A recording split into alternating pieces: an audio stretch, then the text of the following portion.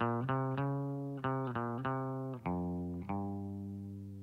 go down in history as the giant slayer, the aspiring politician who ousted Premier Christy Clark from her seat in Vancouver-Point Grey during the 2013 provincial election. David Eby's star has been on the rise ever since. Within the 2 years he's been in Victoria, he's quickly established himself as a competent critic.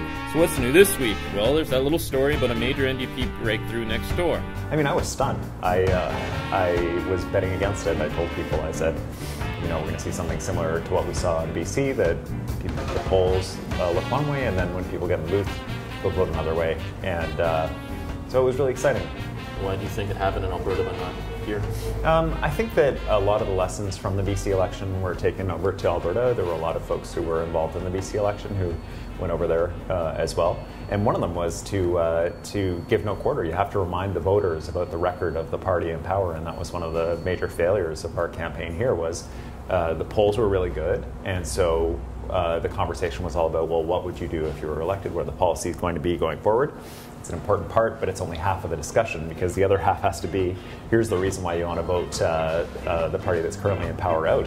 Here's their track record, and that's something we didn't do. And I think that's something they did really, really well in Alberta. Among some journalists, Eby is jokingly referred to as the Rich Coleman of critics. This is because he has his finger in so many files. I asked him what stands out most for him.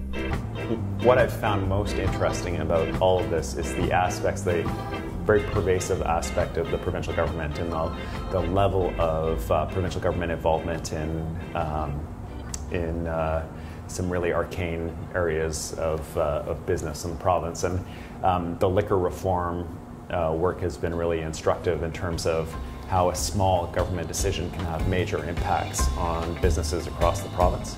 What is it? Is it just a cultural thing? Is it a sense of entitlement, or is it actual bad people, or is it just bad decisions that they make? No, I think, and the virtual reality one is a great example. You know, I mean, here is a group of folks who are tasked with go out and promote BC tourism, and they say, well, we've got $8 million to spend doing that. And depending on what world you come from, that's a very small marketing budget, or that is astronomical. I come from the world where that's an astronomical amount of money. And if you come from the world where that's a small marketing budget for a company, then 650 grand, maybe that just doesn't sound like that much money to you.